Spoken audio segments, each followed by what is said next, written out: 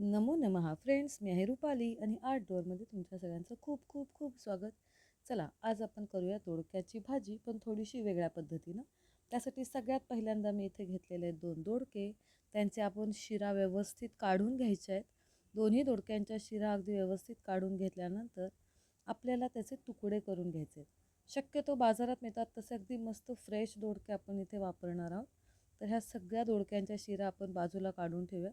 Actually दोडक्यांच्या शिरांची पण चटणी होते बरं का, आणि ती एकदम छान टेस्टी होते. ह्या शिरांनाच मस्त लसूण मिरचीवरती भाजून छान शेंगदाण्याचं कूट वगैरे घालून त्याचे मस्त चटणी होते, जी तुम्ही दह्याबरोबर वगैरे खाऊ शकता. तर चला आता बघूयात. दोडके मी इथे छान चिरून घेतलेले आहेत आणि तुम्ही बघू शकता दोडक्यांचा आकार मी कसा केला आहे. दोडक्याचा जो काप आहे त्याची एक बाजू ही जोडलेलीच ठेवायची आणि खालून त्याला पातळ पातळ कापत जायचं आहे. मी पहिल्यांदा अर्धा भाग आणि नंतर मग त्याचे पुन्हा अधिकचे भाग असे मी 4 ते 6 भाग प्रत्येक दोडक्याच्या तुकड्याचे केलेले आहेत. आपण ज्याप्रमाणे मासे फ्राय करतो ना, अगदी तशाच प्रमाणे आपल्याला हे दोडका फ्राय आज करायचं आहे. ह्याच पद्धतीची करेला फ्रायची पण रेसिपी मी तुमच्यासोबत पूर्वी शेअर केलेली आहे, ज्यामध्ये कारलं जे आहे ते आपण व्यवस्थित फ्राय करून मी तुम्हाला दाखवलेलं होतं. तर चला बघूयात. ह्या पद्धतीने आपण दोडक्यांचे छान व्यवस्थित काप करून घेतले. हे सगळे दोडक्यांचे तुकडे आपण भरून घेऊया एका भांड्यात. आता त्याचं जे वरचं आवरण आहे त्यासाठी मी तर ताटलीत घेतलेलं आहे थोडासा रवा, डाळीचं पीठ आणि चवीनुसार तिखट, मीठ आणि हळद. आणि हे जे दोडके आहेत त्यांना लावण्याला आपल्याला जो मसाला आहे त्यासाठी आपण एका वाटीत घेऊया तिखट, गरम मसाला, चवीनुसार मीठ आणि थोडंसं घालूयात हळद. यामध्ये तुम्हाला जर आवडत असेल तर तुम्ही इथे आलं लसूण मिरचीची पेस्ट पण घालू शकता. त्याने पण हे छान स्पायसी होतात. तर हे जे दोडक्यांचे आपण काप चिरलेले होते, मी तुम्हाला म्हटलं होतं एका बाजूनं हा हा दोडका जो आहे तो जोडलेला आहे. तर त्या पद्धतीने आपण सगळा मसाला व्यवस्थित लावून घेऊयात. त्यानंतर मी या सगळ्या जे दोडक्यांचे काप आहेत त्याच्यावरती अर्धा लिंबू पिळून घातलेला आहे. तुम्ही बघू शकता अर्ध्या लिंबाचा रस मी इथे घातलेला आहे.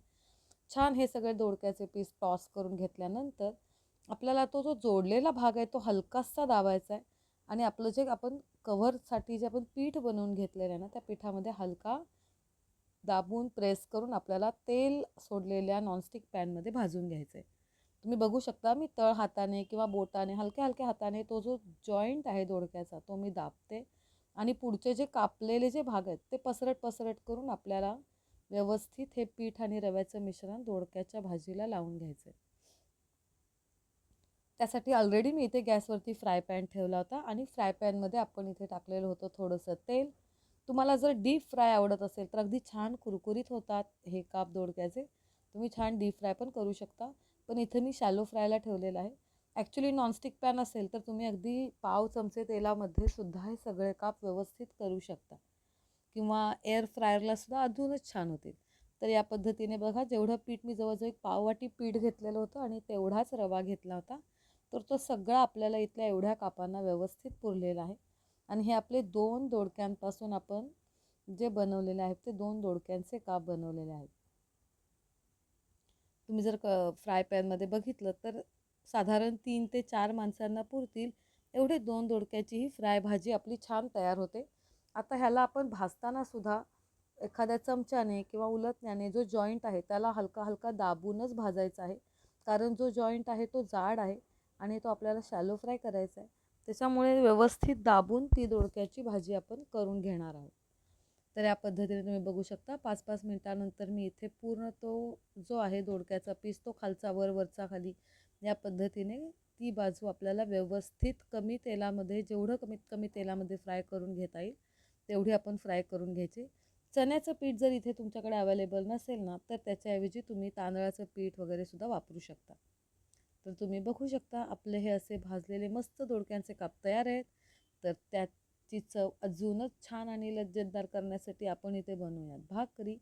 मस्त छान टमटमीत फुगलेली ज्वारीची भाकरी आणि हे दोडक्याचे काप.